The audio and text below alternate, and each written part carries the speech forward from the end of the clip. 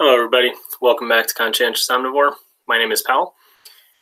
Starting a live stream to go over the second edition of the Vegan News and Views. If anybody hasn't seen it, I did one of these a little over a week ago, I think, or about a week ago. And got some pretty good feedback from all of you, so thank you. And I decided to do another one, and I've got a bunch of articles and kind of events to talk about today. So I'm going to just jump over and take a look, make sure everybody can hear me okay. I see 2 people are watching. Hello. Is the audio okay? I'm going to assume it is. Hey, Racelar. Cool, man. Good to have you on. So, yeah, I think I'm going to just, give it a minute and hi, generally. I'm going to try to pay attention to what I'm trying to say and the chat at the same time. I've kind of sized my windows so that I can actually hopefully do both. I want to engage with you guys a little bit better. And thanks, Race, for the confirmation. So why am I doing this? This is why. This is a Hungarian newspaper that comes with the vegan dog food that we order. And it says Vegan Világ, which means vegan world. And I love the fact that, like, A, that you can get vegan dog food in Hungary, which is really like a sign of the times that things are changing for the better. And B, that, they include this little newspaper every time we order a batch of dog food, and it's great. Right on the front cover, they have Patrick Baboumian. And okay, could use a little fine tuning. Yeah, you know what? The mic on this laptop is not that great, but the mic on the camera I have is like ancient, and it's even worse. I'm gonna actually just try bumping up my mic just a little bit, and maybe that'll be better. Let's see.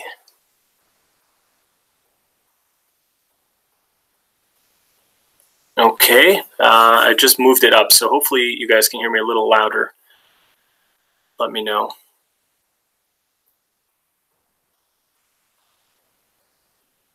Okay, cool. Hi, Leon. Thanks for joining. Let me resize this back. All right, cool. So yeah, so basically right on the, on the cover of this magazine, they've got Patrick Baboumian, and they've got an article about how, he's breaking world records, and he's, compassionate to animals and everything. And I just love that. And there's a bunch of articles in here, how to like find a vegan partner and all this kind of stuff, or putting up with a partner who's not vegan. Great stuff. So anyway, that's why I'm doing this, because I think, if we do our activism and keep getting people to, reconsider their ways, we might very well see a vegan world. And let's hope that that is the case. All right, cool. So let me jump right in. I'm going to share my screen, and then I'll show you guys what I found for this review. Application, let me share. Here we go. So hopefully you guys can see it. I'm going to keep an eye on the chat this time. Do my best to pay attention to what you guys are responding with. Hopefully everybody can see it, and just let me know if for whatever reason you can't. So this first couple of articles all have to do with the ocean and the health of the sea creatures and everything, but really the health of the planet, because as most people should hopefully know, the lungs of the planet are not just the Amazon rainforests and other forests of the earth, but also the ocean itself and all of the marine creatures that are in there, and plants, and hey, David, you haven't missed much. We're just starting. We're on the first story. So yeah, so basically this first story is scientists have created a model to actually try and help people determine the impact of their coastal activities on the health of their coral reefs. And they basically just talk about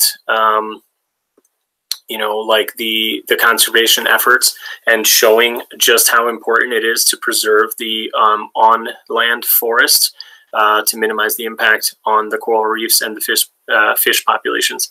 So it's actually very interesting read. I would definitely recommend, if anybody's interested, to go like read through this. But one key point here is right kind of near at the beginning. It shows right here, human activities on land often have cascading effects for marine ecosystems, and human-related impacts on Fiji are threatening more than 25% of the total global reef area. So that's pretty insane. And then it basically says again that, you know, expansion of commercial agriculture, logging, mining, and coastal development can harm coral reefs and their associated fisheries through increases in sediment and nutrient runoff. Consequent reef degradation directly affects food security, human well-being, and cultural practices in tropical island communities around the world. Now, obviously, they're looking at the fish as a food resource. So this isn't, you know, a vegan story by any means in and of itself, but just more along the lines of, you know, keeping the fish alive because they want to exploit them to catch them. But even for that matter, you know, even for that ends, I should say, they should still be aware that by doing the on-land agriculture, they're like directly harming the life, you know, the life that's available in the ocean. So it's just a very important thing. And, you know, if anybody hasn't seen movies like, you know, Cowspiracy or things similar to it, you know, the animal agriculture is actually one of the leading causes of deforestation. And this article really just talks about how important it is to combat the deforestation if we want to protect our oceans. And, you know, the other thing that this doesn't talk about, but is equally important, is the runoff that that comes from all the animal agriculture, where they have like fertilizers and untreated manures and things like that, waste products from the animals that just wash directly into the waterways. Now here, there's also pollution that happens from plant agriculture as well. So it's not just a animal agriculture problem per se, but that does account for a large part of the you know, of the pollution. So I just thought that was an interesting story, and it definitely gets into kind of the details of how the software is being used by different tribal communities to actually try and minimize the impact to the water. So it's pretty interesting. Take a look. The next thing is something that there's been a lot of talk lately. I'm sure probably everybody watching this has probably, you know, heard from basically all through the summer. There's been all these you know, movements to limit or eliminate plastic straws. And this is just an interesting article on Bloomberg, where they talk about, you know, the problem of plastic in the oceans is not coming from straws. So they actually did an analysis of the floating garbage and all this kind of stuff. And here, this was the interesting thing. Yeah. So it says, even if all those straws were suddenly washed into the sea, they'd account for about 0.03% of the 8 million metric tons of plastic estimated to enter the oceans in a given year. So we're talking 1/3%. I mean, oh, sorry, it's 0.03%. Sorry, it's even worse. It's 0.03%. So I mean, it's like, yes, you know, let's stop using plastic straws because they are completely unnecessary, and you can just drink your liquids from the, you know, from the cup or the bottle. But yeah, ultimately the problem is not the straws. And what they show is that it says at least 46% of the plastic in the garbage patch by weight comes from a single product, fishing nets. So basically, fishing nets make up almost half of the plastic in the ocean. And it does say that other fishing gear makes up a good chunk of the rest. So it doesn't really go into the details of how much of the rest, but, you know, let's just say that a significant part of it, and definitely way more, you know, several orders of magnitude more than the straws. And this article kind of, you know, obviously isn't a vegan article either, but they do make a point that, look, you know, let's cut out the straws, but again, this isn't going to solve the problem. Like, we have to go beyond it. And they make a recommendation where they're just like, yeah, you know, like they need to like label the fishing equipment so that then after the fact, when people see like the sea turtle stranded in it or like the dolphin stranded, then you can go and punish the offending party that like didn't take care of disposing it properly and all this kind of stuff. In my mind, that's not the solution. And obviously, like if people just stopped going fishing because we went vegan, that would be the best you know, thing that we can do for it. Let's see, there were a couple comments. Let me just go back. Yeah, David, you're right. A lot of people don't realize, you know, what's causing the deforestation, and they don't understand that much of the forests are being cleared to produce grains and, you know, soybeans and things like that, and corn to feed the animals. So that's absolutely right. What does Race Lover say? We actually have a solution to most of these problems, even with keeping straws. Just need to change what they are made out of. Yep, that's a great point, Race. There's more and more places that I've seen where they start using these, they look like plastics, but they're actually made from like cornstarch or some other type of similar material. So that is another thing where if they make the materials that are biodegradable or that they will break down from sunlight exposure or things like that, that is definitely going to help. But again, it's not going to help with the fishing nets because those are meant to withstand the harsh environment of the salty water and the you know, the sun beating down on them. So it's a huge problem. And as somebody on Twitter pointed out, I can't remember who it was, but one of the people I follow, they just said, like, I can't believe that people will, you know, think of every solution possible to save the fish, except for stopping to eat the fish to save the fish. So it's just, yeah, it's a good point. Oh yeah, David, yeah, bamboo straws, and Leanne says make straws from straw again. Yeah, I've seen the stainless steel straws that people are trying to sell now again, and it's just like one of these things where I think, to some extent, some people are going to buy these and then just kind of like clear their conscience with it. It's kind of like I buy the $20 grass-fed steak, and you know, now it's okay, and I don't have to worry about like the actual morality of what I'm doing. So yeah, the brain inside a head. Hi, peace and love to you too. Okay, and then this, I just wanted to highlight this story, like, was just absolutely shocking. I mean, I've heard many times about how, you know, there's just so much like garbage floating around in the ocean and whatever, but the size of it and the magnitude was just like unbelievable to me. This article talks about the this guy who's going to be swimming through the Pacific garbage patch. It's going to take him 6 months to go swim, not just across that, but he's going to directly swim through that as well. But he's swimming from Japan to the U.S. to raise awareness. So this guy is a endurance athlete, and he's doing this to raise awareness of the garbage patch. But they're basically saying that this patch of garbage is so big. Oh yeah, here it shows he's 50 years old. He's going to swim from Japan to San Francisco in 180 days. He's going to cover 8,000 kilometers. His journey will take him through 1,600 kilometer of the garbage patch, which isn't even the whole patch, in an attempt to raise awareness about plastic pollution. They're saying that this patch of garbage is like the size of France, I believe, is the thing that they're comparing it to, if I remember right. Oh, sorry, it's twice the size of France. I'm sorry.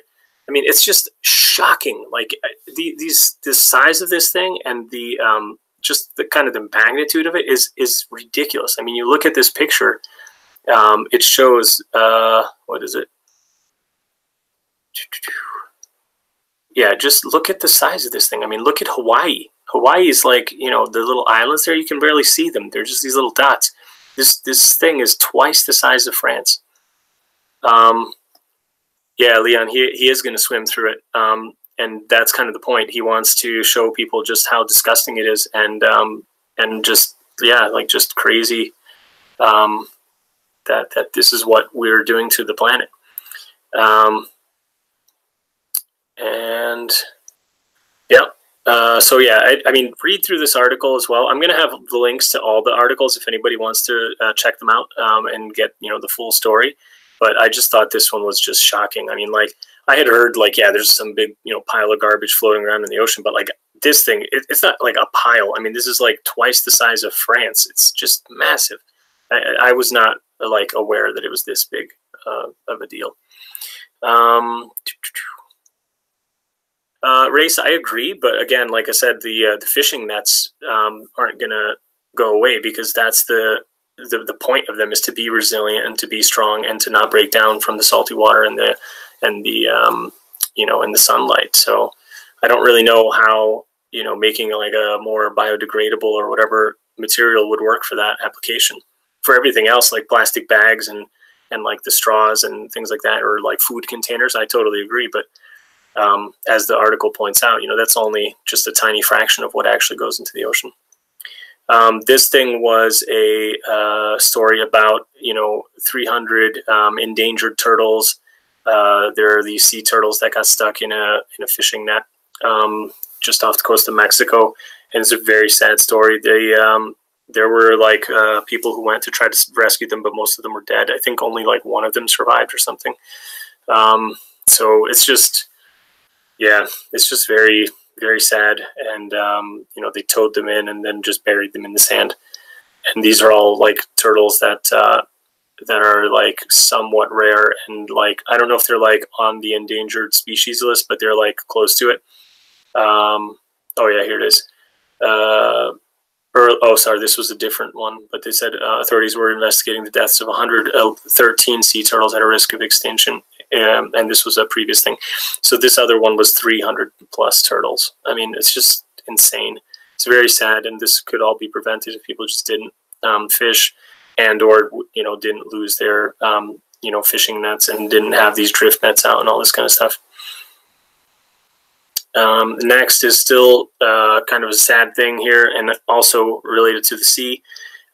This is I think the second or third time that like the Sea Shepherd people have photographed Icelandic whalers killing rare, or, you know, I guess like hybrid whales, blue whales, things like that, which are, I guess, are super, super rare.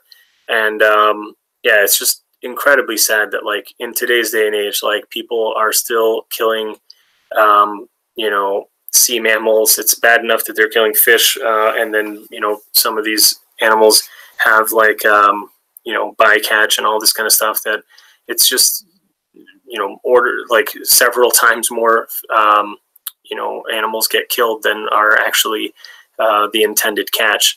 And you have Iceland and Japan, and you know, they're still like actively whaling when we know that these poor creatures are already, like, you know, on the brink of extinction. And yeah, it's insane. Just very sad. I don't really want to scroll through the pictures because there's some even more graphic stuff here, and I don't really want to do that. So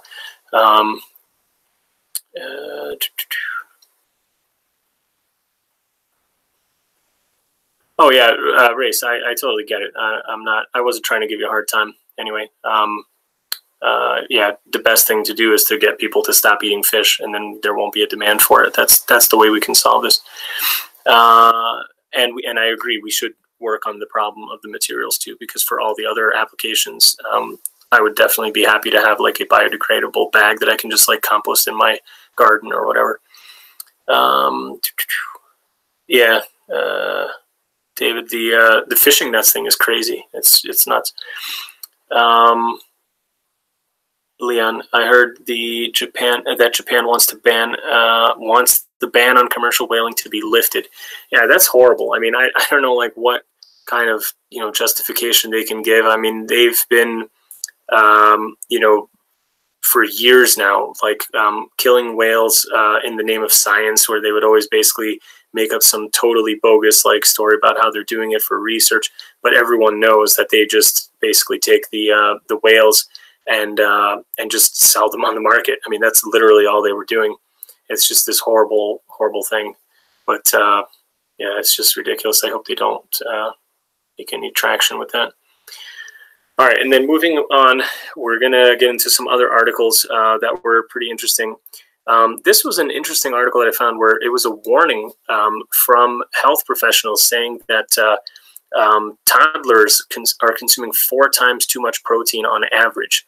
So they just like did a study. They checked on a bunch of different toddlers, and then they found that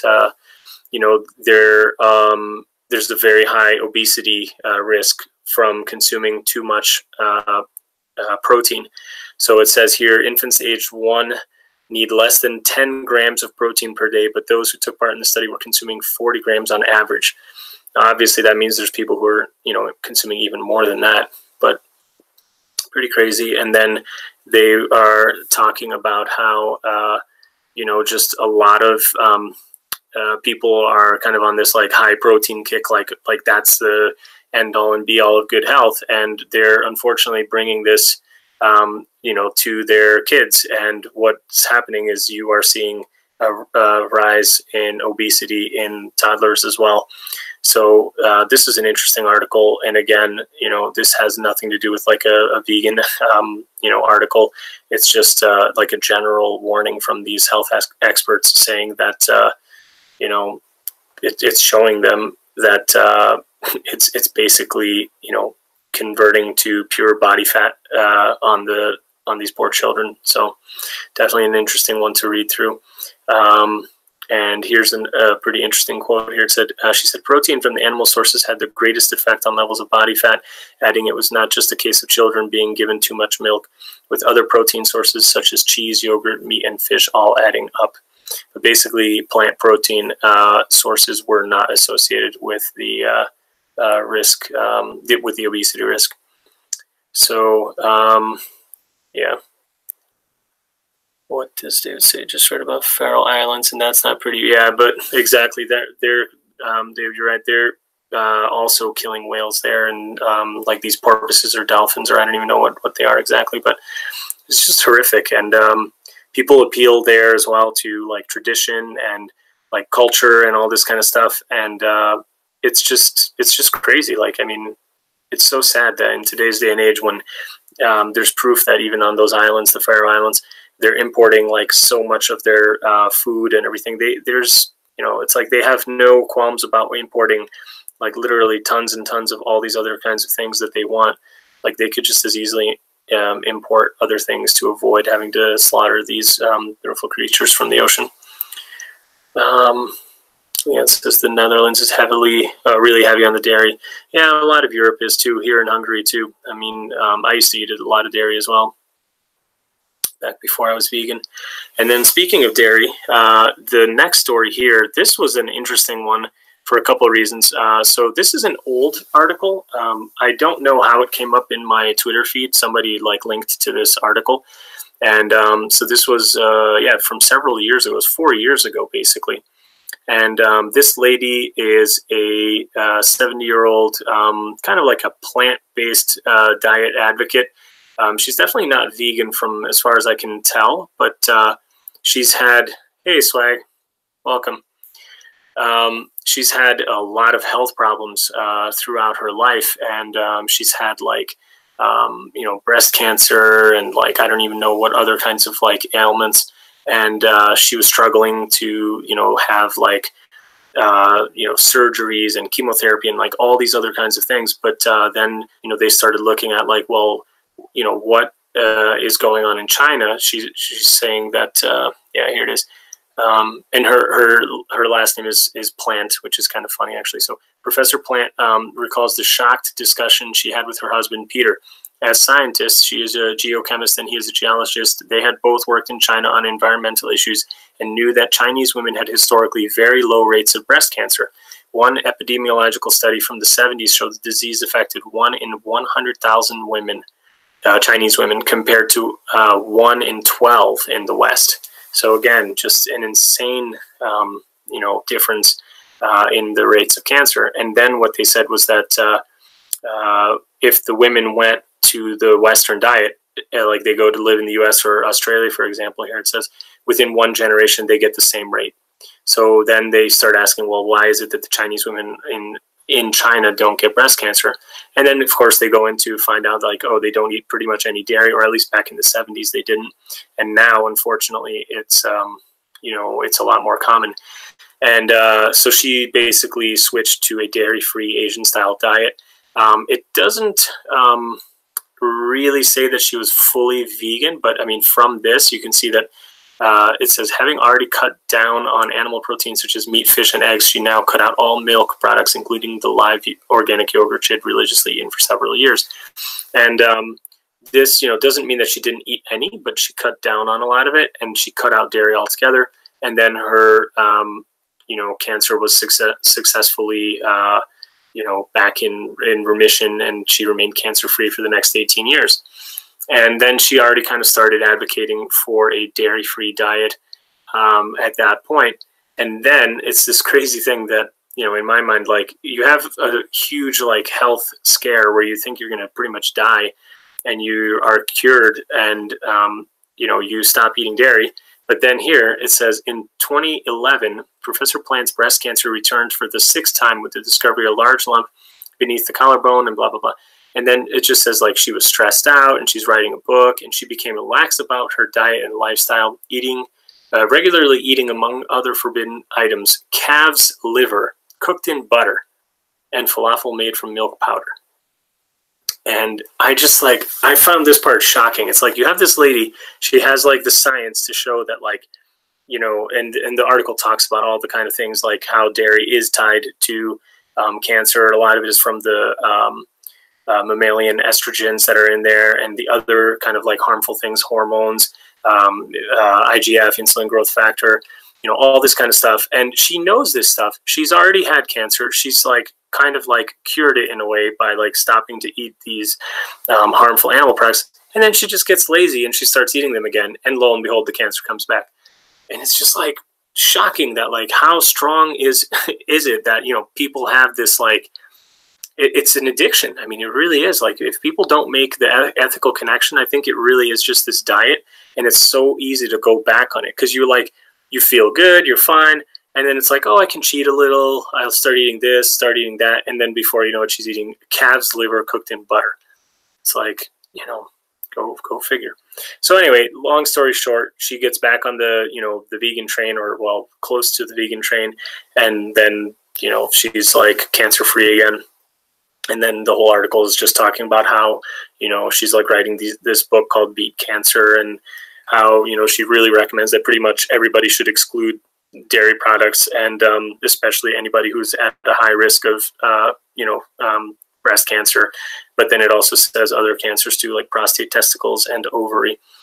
So, you know, and you know, again, it's kind of like one of these, like, moderation type articles where it's like, you know, don't you know, don't go all crazy and go vegan. Like, you know, it's just like, unless you're high risk, you know, that kind of thing. And I was a little disappointed with this article all in all, but I just think, like, it's a good point to, you know, to really show, like, how people are addicted. And even somebody like this, where she has, like, this, like, horrible scare, like, she just goes back to, like, eating, you know, like, the dairy. It's just kind of crazy. Hey, Vegan Kyle. Yeah, moderation. I think Dr. Greger has a great quote on that, where he says, like, you know, he's talking about, like, I think it was, like, the diabetes risk. When they looked at the people eating meat in moderation, they had only, like, I think it was, like, a 26 times rate of diabetes, versus the high meat group. They had, like, a 43 or something like that times risk.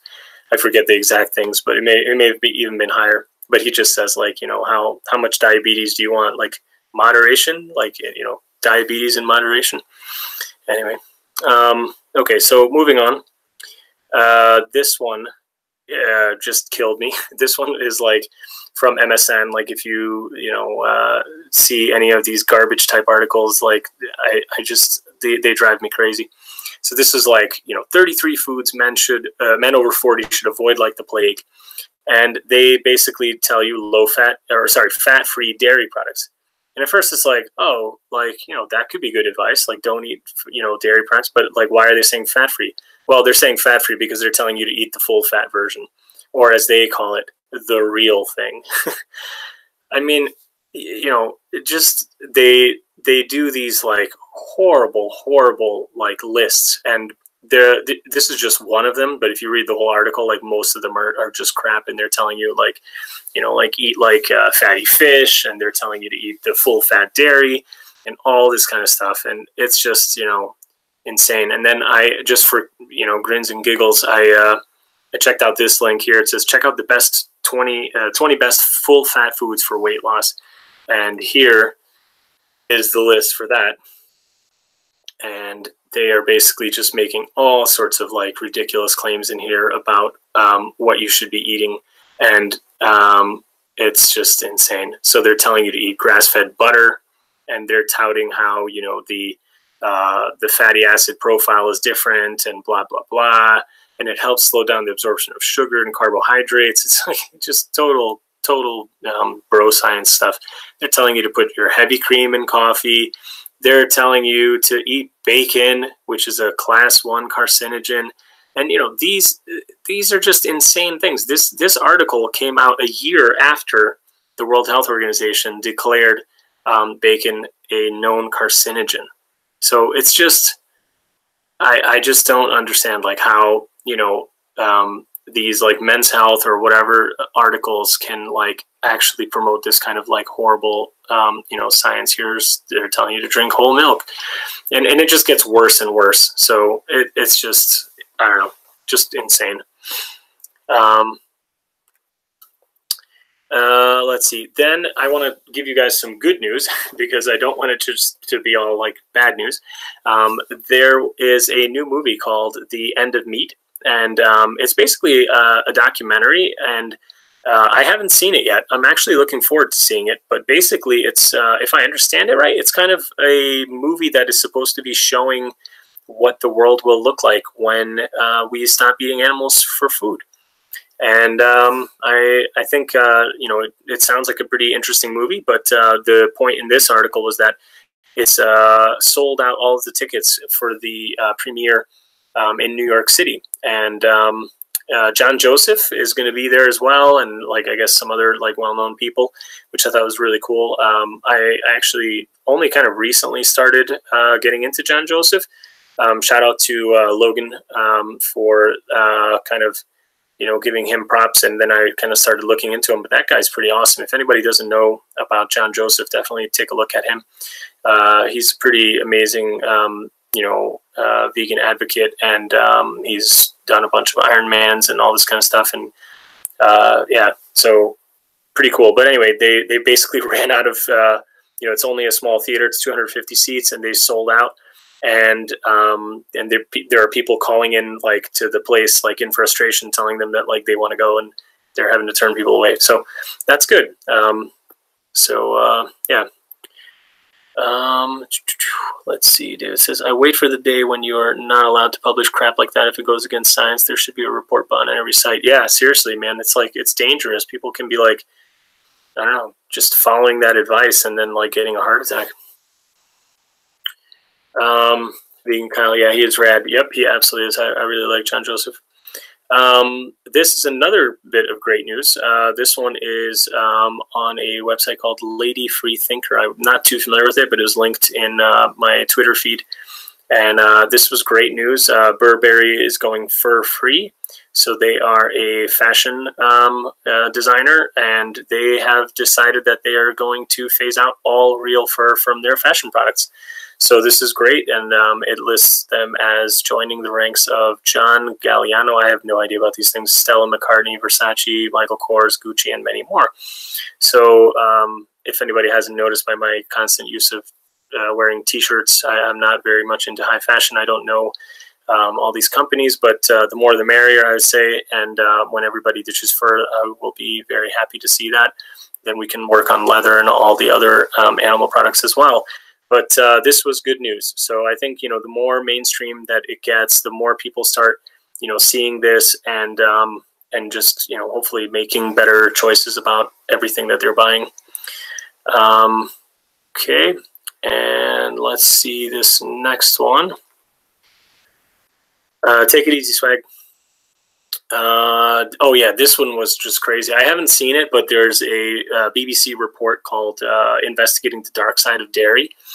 And this lady was the person who went around and, like, I guess filmed the the calves being taken and doing the long travel, like for live export to have them killed somewhere else. And she talks about how it like really kind of messed her up, and she was sitting in the car like waiting for them, and then she saw like pigs being brought in on a truck to a slaughterhouse, and how it really affected her and all this kind of stuff. And it's just it seems like it's a pretty good documentary, just based on what she's writing in this little kind of summary of what how it impacted her personally. And I would probably watch this documentary. I don't know if anybody has already seen it. I think it debuted, it says the 10th, so 2 days ago. I'm sure you can probably see it on this iPlayer thing. I haven't watched it yet, but seems like it might be pretty good. And again, just more mainstream, the better. I think a lot of people don't know about the horrors of the dairy industry, and the more that can be done to make people aware, the better that is.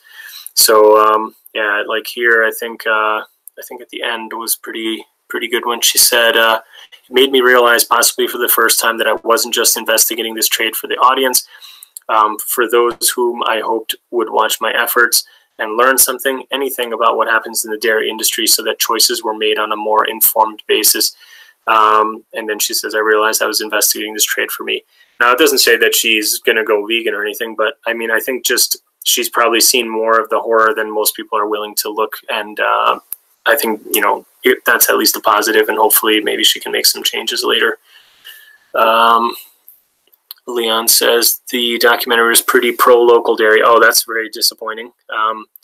I had no idea. Just based on this article, it sounded like she was pretty against these practices. So that's be back. Flem did it. Oh man, cool. I'll have to check out Ellie's video. She's great. Shout out to the Phlegm Face. Ellie does great videos. And if anybody's not aware of her channel, go out and subscribe to her. She does awesome videos. Yeah, okay, I'll have to watch it anyway, I guess, but maybe I'll do like a debunking on it or something if that's the case. But that's a little bit sad. Vegan Kyle says, did you see the Pro Fur billboard talking about how fake fur is made of plastic and pollutes the ocean so we can wear real fur? Yeah, I have not seen that, but that is ridiculous beyond belief that anybody would try to make that claim. I actually used to be like kind of in favor of leather products, for example, like back when I was a non-vegan, obviously. And one of my main arguments for like real leather versus like pleather or other kind of like plastic leathers was that like, oh, I don't want to be like wearing like polyester and like contributing to more plastic creation and all this kind of stuff because of the environmental impact. And then when I actually learned about how leather is made in today's day and age, because I think everyone in their minds probably has this like, traditional view of it, of like tanning the hides like the way people did like hundreds of years ago, or like using, I don't know, whatever kind of salt brines or whatever to make it, last and not, and basically stop the rotting process. But what they do nowadays is they just have like this like horrifically toxic, concoction of chemicals that they basically seep the skins in to stop the process of it like rotting away. And those chemicals are incredibly toxic, and they're incredibly harmful to the environment. They do seep into the groundwater. They poison animals. They poison the people working on them.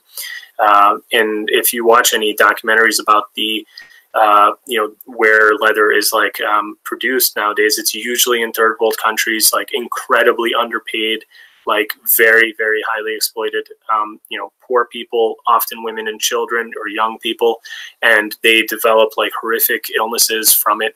So for anybody to make the case that like, oh, like the plastic that, to make fake fur is worse than the very real like damage and direct harm to people and animals that real, fur and leather makes, I think that's just insane. Like I can't believe that somebody would like try to argue that. It's crazy.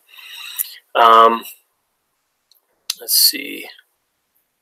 Leanne says it was mostly critical of exporting the dairy calves to countries with less laws that slaughter inhumanely. Yeah, okay, well, that's, again, a little bit disappointing because it's like buying into the humane slaughter myth. But, hey, I just still think it's like putting this into the public's eye is definitely good, because it can at least start those conversations. And I know in the UK there have been a lot of what do you call it, like roadside billboard kind of things and all this kind of stuff, like calling out dairy for being inhumane and cruel. And I think, like, just the more that people can see this and just like get the message repeated to them, the better. Just shows their desperation. They are losing big time. Yeah, and they have to, because they're losing market share. Plant-based dairy options are like just going through the roof. I mean, like, people are buying more and more vegan cheeses and yogurts and milks and all this kind of stuff, and they're scared. I agree. Okay, next one. This is quite sad. This kind of goes along with the whole trophy hunting, elephants being killed and all this kind of stuff. But a less known, perhaps, problem is giraffes are being killed, and they are not regulated because I don't think they're like as endangered as the elephants. And what's happening is this is calling out the fact that the U.S. is one of the biggest markets for giraffe parts in the world. And so, this is pretty sad, but you can see that people are like collecting their skins for rugs. They're making pillows out of them, gun cases. This is like a jawbone or a thigh bone or whatever. I don't remember. Yeah, that's a thigh bone. I mean, it's just absolutely sick that somebody would want this kind of stuff in their house. It's incredibly sad. And people are paying, good money to get like a stuffed baby giraffe like this. It's horrific. Like, this article like made me so sad. And this is the point that I wanted to raise. It says, over the past 30 years, giraffe populations have plummeted 60% from about 163,000 in 1985, which isn't that long ago if you think about it, to just over 97,000 last year. So, I mean, it's horrible. Like, this is just terrible. And these, animals are already considered vulnerable, but they're not like endangered technically yet. And so there's just, like, it seems like they have free range to just like sell them. And it's terrible. Like people just are buying this stuff, and they're saying the U.S. is one of the big markets for it. So it's just very, very sad. Leon says, it wouldn't surprise me if the maker goes vegan in a few days, although as a pro-local dairy, she was honest in that they too go to slaughter. Yeah. I mean, it would be nice if she makes the ethical connection and realizes that she just doesn't need to consume dairy because she's not a baby cow. Okay, back to some good news here. Sorry, I just need a swig of water. Lots and lots of athletes now are going vegan, and there are more and more stories about why and how they're doing it and how they're getting better performance. And this story is talking about NBA players explaining why they are going vegan and vegetarian, and they are basically like saying that they're getting better performance. And I just think this is awesome. I don't follow sports, so like I wouldn't even be able to tell you who these people are. Like, for anybody who's like into basketball, you probably just know all these names. I've definitely heard of Kyrie Irving from like Happy Healthy Vegans videos about him, so that's really cool. But again, I don't really know like basketball people, but hey, like the more the merrier. Like I love like seeing people like this, professional athletes, people at the top of the performance like game, saying that they are not only performing as well but even better on a vegan diet. I just think this is like awesome. And then there was another article which talks about NFL players. So again, I don't know anything about football, but these guys are basically saying that like it's a performance hack. They're saying going vegan is a performance hack. Their team had a huge boost of like in their winning record after adopting a vegan diet. They also talk about how Tom Brady is still playing at 41. So like in football, I guess that's considered very old. And he says he's going to play until he's 45. And he says that a lot of his success is, it says he's retired as healthy. Part of his success at an age by which most football players have retired is due to his healthy habits, and others in the league have taken notice. So they're basically saying he's not vegan, but he eats a heavy, vegetable-based diet, and he's like mostly vegan, I guess. And he has a restaurant where they actually do. Here it is. Brady teamed up with vegan meal delivery service Purple Carrot to create a meatless, dairy-free performance meal plan. And then I think. It says, though not vegan, his personal diet is reportedly 80% plant-based. And this was the point about the team that I was making. This year, at least 15 members of the Tennessee Titans have switched to plant-based meal plans. And then it says, in 2017, a reported 11 Titans had gone vegan, and the team made it all the way to the playoffs for the first time in a decade. And they're basically attributing to the vegan diet their increase in performance. So this is great. I think whenever you see this kind of stuff, it's good. Mainstreaming veganism. This was a interesting article by The Sun. I really have grown to kind of hate The Sun. Like, I don't live in the UK, but I think just from the UK viewers, like, it's kind of like the bottom of the barrel. But correct me if I'm wrong. But anyway, this article was actually pretty good because they're highlighting the risk of these superbugs, like antibiotic resistant, bacterias that are being found in virtually, like, I mean, I guess not all, but like a huge number of samples that were taken from supermarket chicken and pork.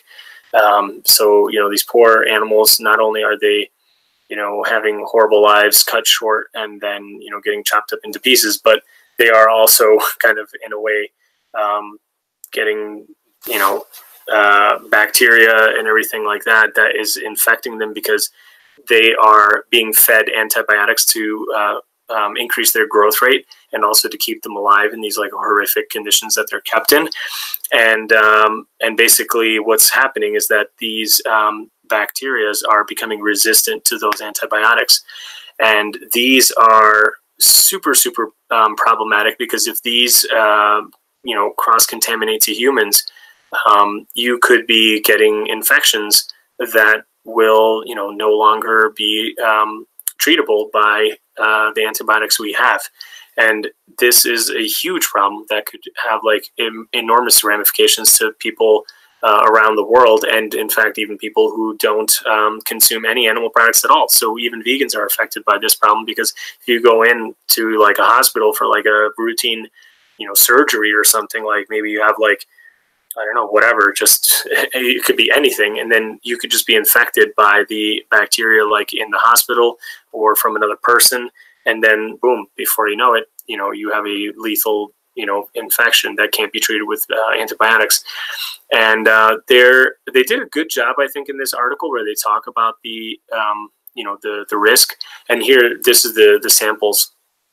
It says they examined 339 samples of raw chicken, 342 pieces of raw pork, and they were all from major supermarkets and butchers. It says E. coli were found in 165 of the chicken samples, so that's like whatever, close to half.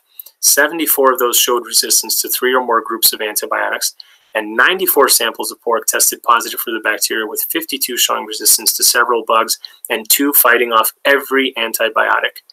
And then strains of Campylobacter and Salmonella were also found. You may remember Campylobacter is the bacteria that Sverige was infected by when he was eating, I forget if it was raw liver or pork, I don't remember. But yeah, just crazy stuff. Vegan Kyle says, I swear domesticating animals was one of the worst ideas we have had. Yeah, I would agree with that. And if you watch some of the videos from like Dr. Greger and some of the other plant-based doctors, they'll show you kind of all the different diseases that we have gotten from animals throughout history, and it's insane, like crazy stuff. Oh, hey, Foggy Flatland.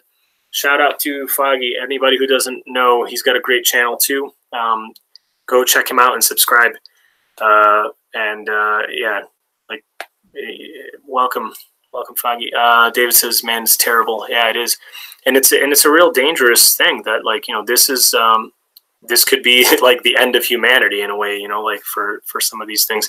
Well, maybe not the end of humanity. That's probably being melodramatic, but I mean, you know, just think of how many people died of routine, like little, you know, infections before the advent of penicillin. I mean, it's like saved probably hundreds of thousands of lives. And if those become, you know, resistant, then we're going to be in real big trouble. And there was a great quote in here from, oh yeah, here it is.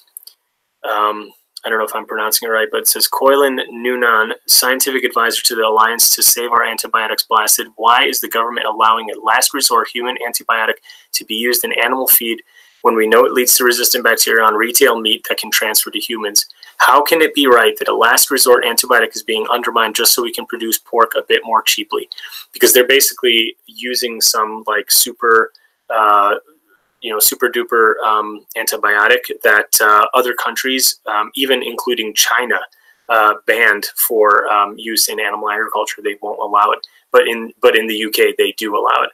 It's just this crazy thing, and like it says, it's just so that they can produce the pigs more cheaply, because when you feed them antibiotics, they grow faster.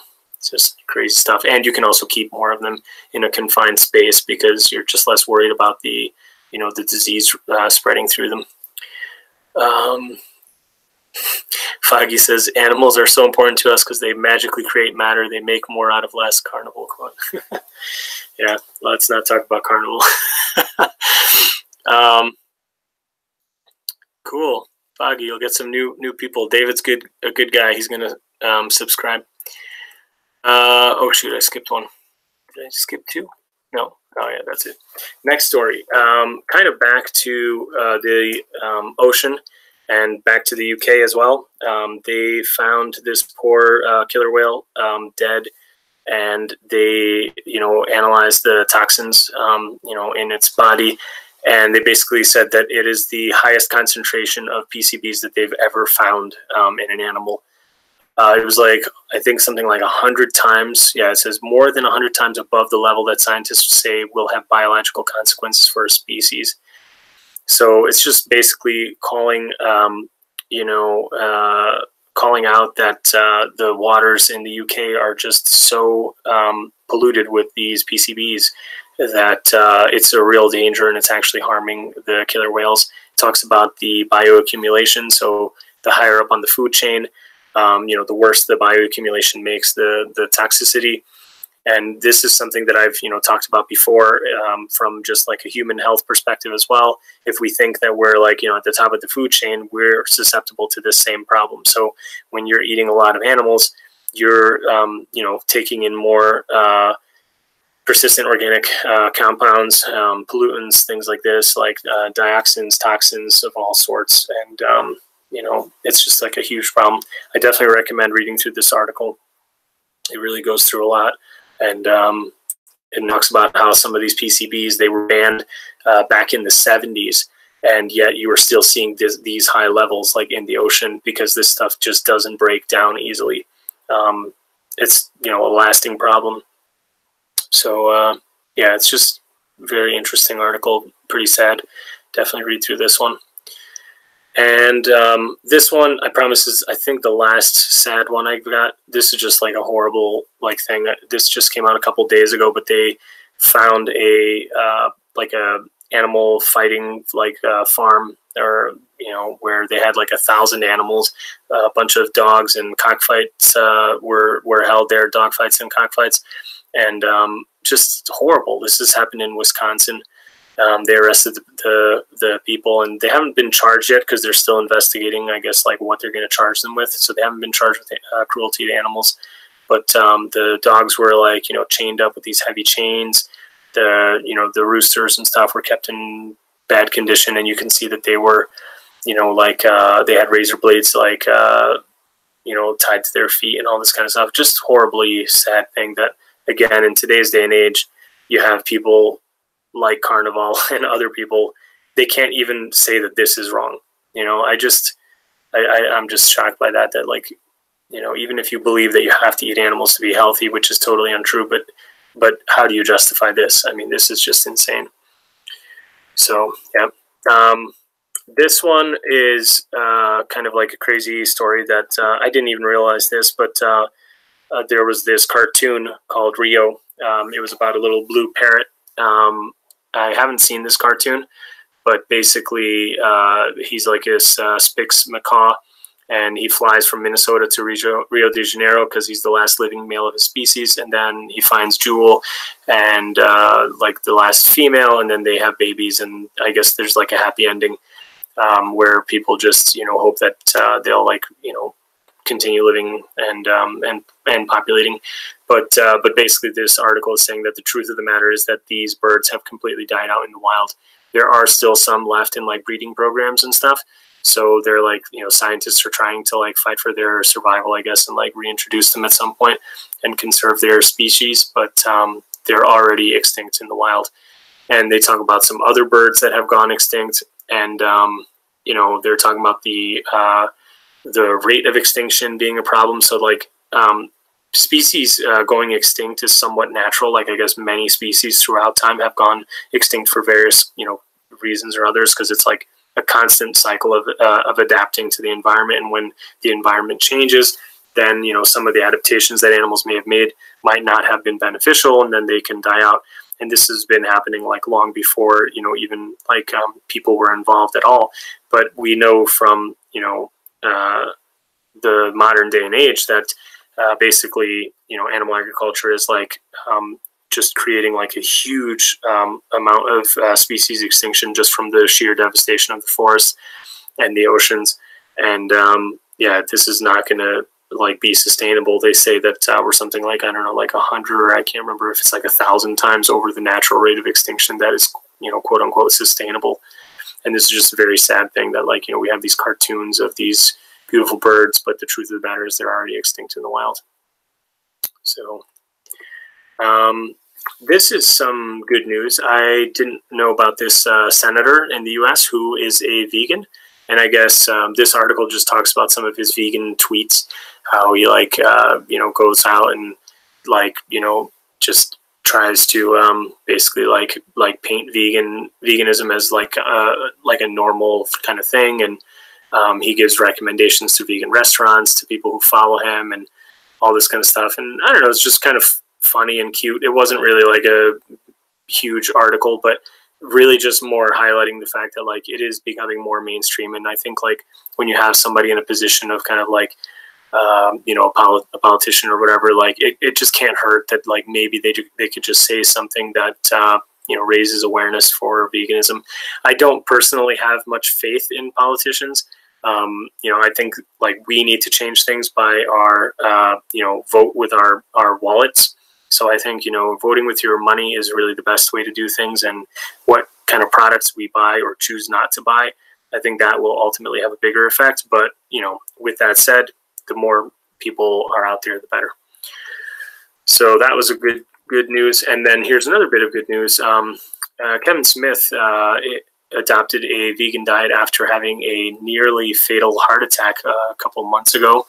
And there was actually a really good interview where he was on the Joe Rogan podcast, and he was talking about his near-death experience. I thought that was actually very interesting when he was talking about that, and pretty fascinating. And but anyway, he's been vegan since then, and I guess his daughter's been vegan for like a number of years, and she even tried to get him to go vegan before, but he adopted a vegan diet, and he like lost a ton of weight, and like he was able to cut his cholesterol, medication in half and all this kind of stuff, like very quickly. So yeah, it's like, I think he lost something like 17 pounds in like just a few days. Like it was like kind of crazy.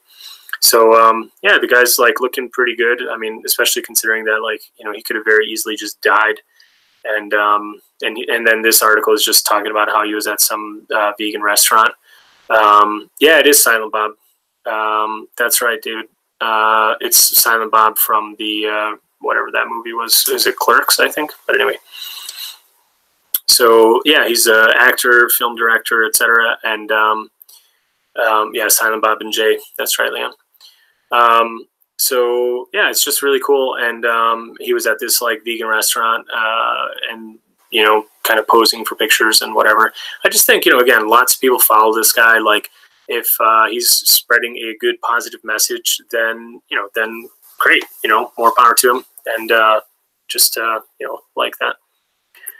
All right, and then I think this is the last one. Yeah, this is the last one. This thing just cracks me up, man. I got this on my Twitter post as well on my feed, and it's basically just this like typical like anti-vegan kind of like propaganda, and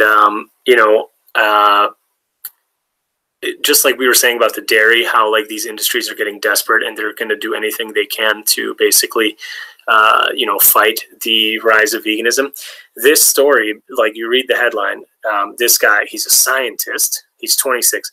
So it's like they're trying to make it seem like he knows anything because he's a scientist, whatever that means.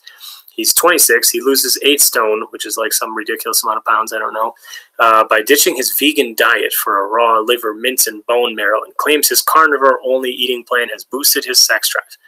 So you see this picture of this guy. He's standing in front of a cake, I think. Yeah, look at this like big stupid cake. And then he's like obviously overweight, and then he's like kind of looking somewhat fit over here, and he's eating the raw meat. And then basically you read through this, and he's just like, oh, while he was vegan, he was severely overweight, and he battled anxiety and all this kind of stuff. And you read through this article, and it says a former obese vegan has lost nearly half his body weight after switching to a carnivore diet. And he's doing so great and whatever, and he's eating no carbs and blah, blah, blah. And his blood pressure's improved and all this kind of stuff. Now, the fact is, if anybody loses this amount of weight when they're already severely obese, they are going to improve their health markers. So your blood pressure probably will drop. Your resting like heart rate is probably going to drop. Like your insulin response is probably going to get better because like you're already just so unhealthy when you're this obese that like pretty much doing anything will probably help. So basically, I read through this whole thing, and I'm like, well, what's the catch? I mean, there's got to be something where, like, what is he eating as a vegan if he's this big? And then it turns out that, oh, wait, he's been like fat pretty much all his life. He's been obese like all his life, and he's tried every diet under the sun. And then it turns out he tried a vegan diet for 6 months. And then he didn't get the results that he wanted, so he went on this carnivore diet, and now he's great. And where was this? It was just kind of like snuck in there. Like I almost didn't even notice it. It was just this like ridiculous thing. Where was it? Look at this cake. Like, jeez, man.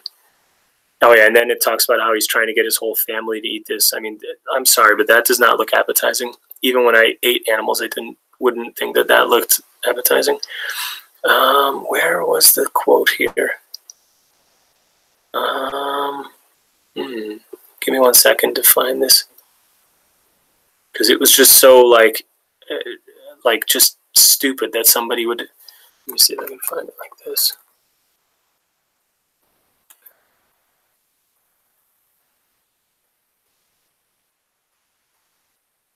Oh, okay. It didn't even say 6 months. I remembered it wrong. It says, Mr. Graff tried being vegan for several months, which claims left him bloated, constipated, and lethargic. Like, so it's like, this guy's been obese all his life. He tries a vegan diet for several months. We have no idea what he ate. We have no idea what kind of results he got, but he wasn't happy with the results, and he felt bloated, constipated, and lethargic. And then he basically goes on a carnivore diet, loses a bunch of weight through calorie restriction, and now the title of the story is former obese vegan, ditching his raw diet, ditching his vegan diet for raw liver. This is the kind of stuff that just drives me crazy, because most people will not catch that. Most people won't read that far into the article. They just love seeing this kind of stuff, and then they love posting it all over.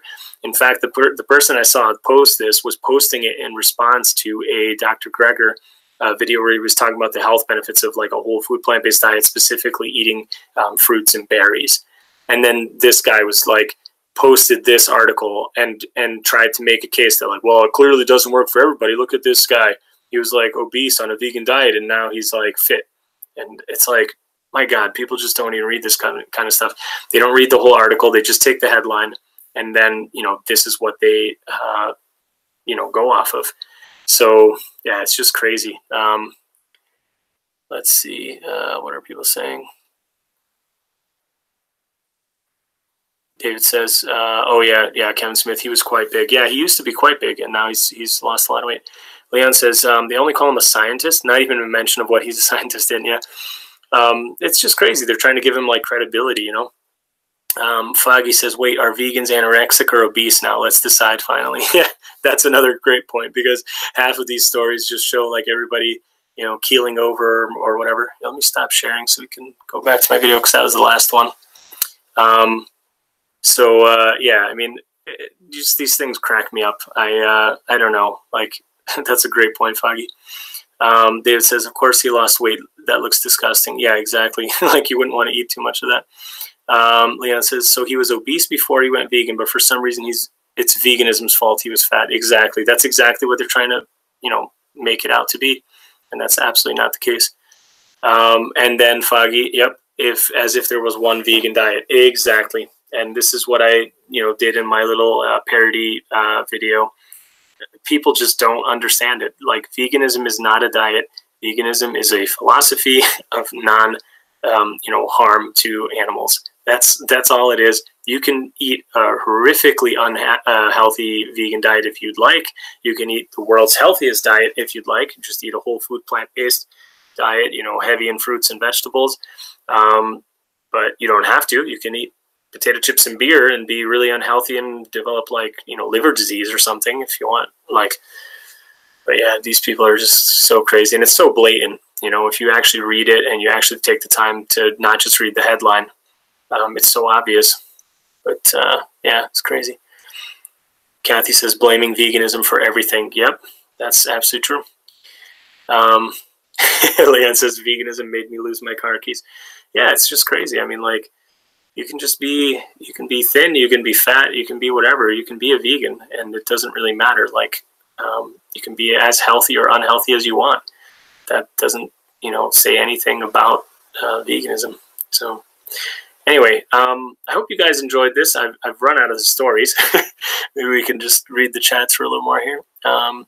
David says, panel on mercy for animals. You can read about the hurricane and its consequences. I couldn't post the link though. Maybe post it after the stream is done, and then everybody can read through it. I did see a few kind of articles about telling people to like make sure that they care for their animals and don't leave them behind if they're evacuating. So yeah, I guess that's an important message for anybody who's in an affected area where you are, you know, evacuating for storms or anything like that. Like, don't leave your animals behind, please. Yeah, and David just posted in the comments after. I guess a couple things that I wanted to say really quick for everybody who's on. I'm going to try to do more kind of like these live events, as I should have more time, hopefully now, to do them. And one of the things that I kind of figured to like let you guys know about them is that I post on my Patreon page. And if anybody doesn't know, I did launch a Patreon page. So if you want to support me in my efforts, you can. I have 3 tiers, and everything is greatly appreciated. And shout out to Brian, who is my first and only so far patron. So shout out to Brian. Thank you very much. But if anybody else wants to join, you can. And I do hope to upgrade some of the camera equipment I have and maybe get a stand for doing better like stuff in the kitchen, like when I'm doing recipe videos and what have you. But anyway, like I hope to do some perks for you guys as well. So it's not just like give me money just because I'm asking, and I'm asking you nicely. Hopefully you guys get something for it as well that you value. And if you have ideas for perks that you would like to see that you don't see there that you think would be good, let me know. I'm open to that as well.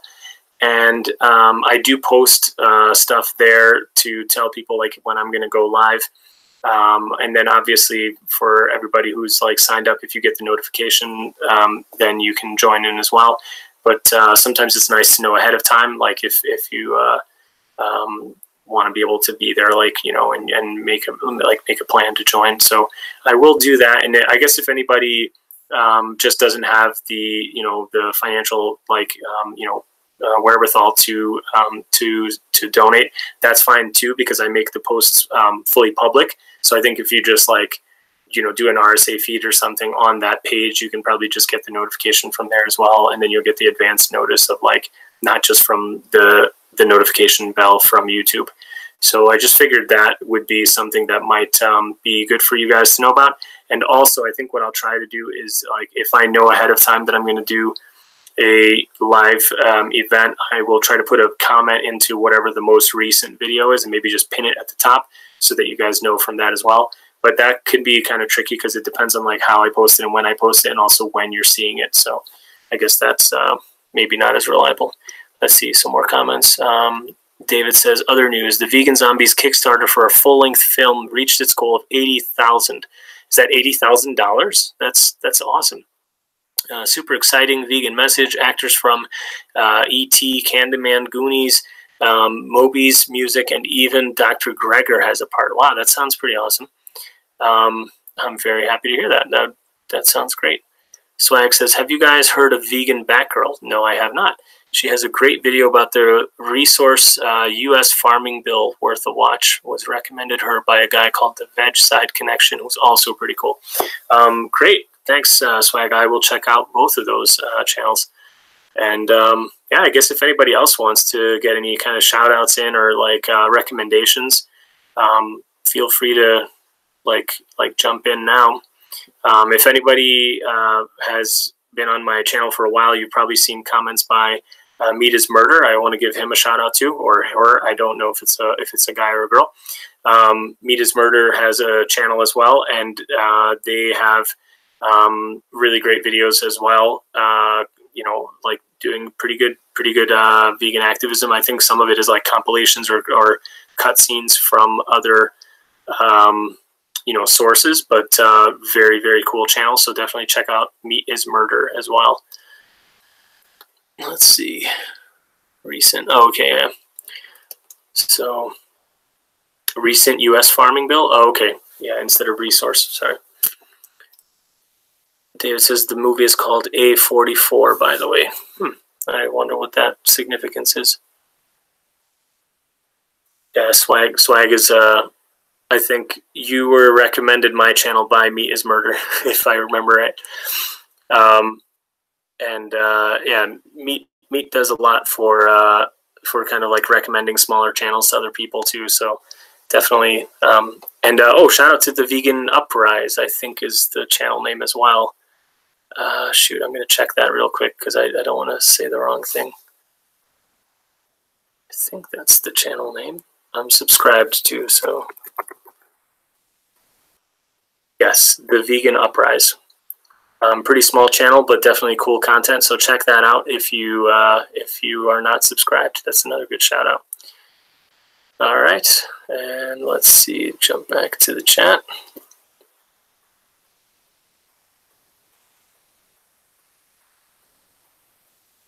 Yeah. All right, guys. It's 11:30. I think I'm gonna call it a night here. So thank you for joining. I hope everybody enjoyed this, and I'll have the links to the stories in a comment. I'll just pin it or something at the top. So if anybody wants to read through them, like, feel free. And yeah, share it with anybody if you think that you know, that they might enjoy it. And I'll see you guys in the next one. So have a great night, everybody.